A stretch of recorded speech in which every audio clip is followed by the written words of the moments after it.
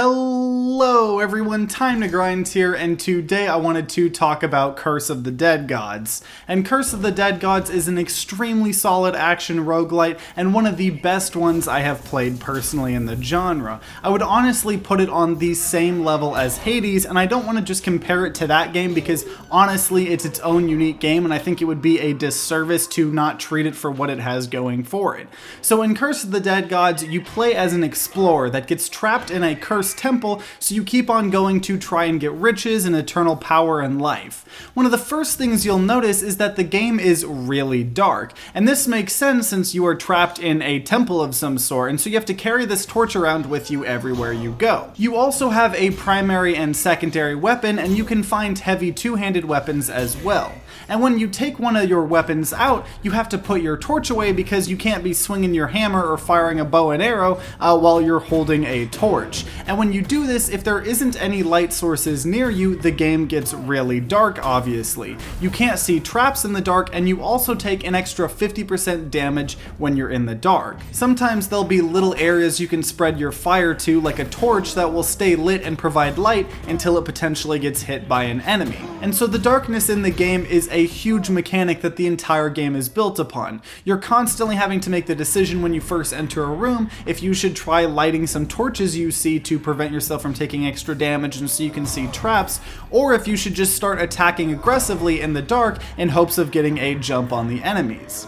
Besides the darkness mechanic, the other super unique thing the game is built around is the corruption mechanic, and it's kind of similar to Darkest Dungeon. So not only do you have your health bar, but you also have a corruption bar, and it fills up for a lot of different reasons that I'll touch on in a second, but at the end of each floor, for every 100 corruption you have, you get a curse. And these curses could be a ton of different things, but most of them are double-edged swords. So as an example, one curse might be that all chests you open attack you, and you have to parry them in order to open them, but chests now have a small chance to give you extra items. Or one curse could be that your fire is out permanently, but you deal an extra 25% damage in the dark. Or one that says when you kill an enemy, it creates a huge lightning blast, and that could be great because it hits other enemies, but it could also hit you and deal a ton of damage to you. So the curses can be annoying or harmful, but sometimes you can adjust your build or lean into a gimmick that the curse might have given you to create an awesome and unique build.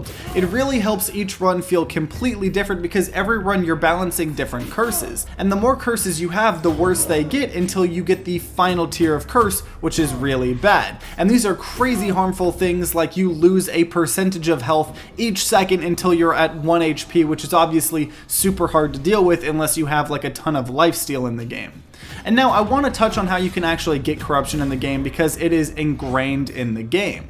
So first off, every time you go to a new floor, you just get a small flat amount of corruption, so you're always slowly getting more insane. And there's also enemies in the game that have special corruption attacks that not only hurt you, but also give you some corruption. Every time you go to a healing spot on the map, you can heal yourself a small chunk several times, but doing so will give you a little bit of insanity each time to balance it out.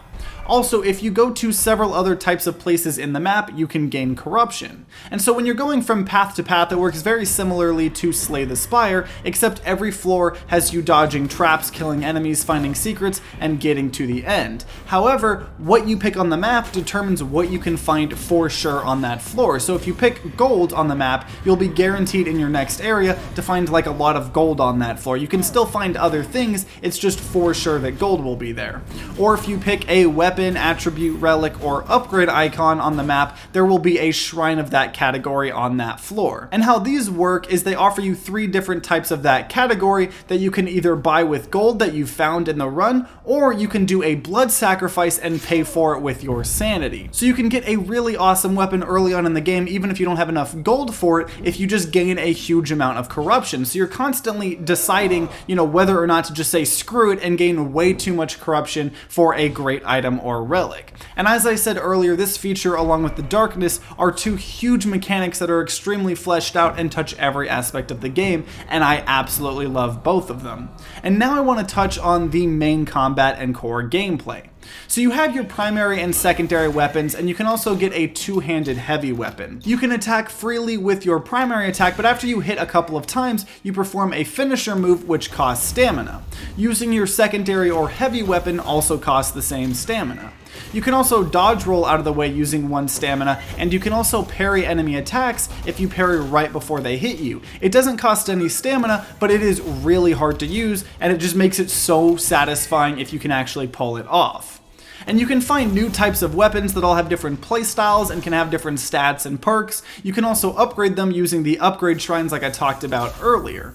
You can also find relics, which are different passives that can give you stat or passive abilities, and you can also get stat increases to your health, damage, or loot chance as well.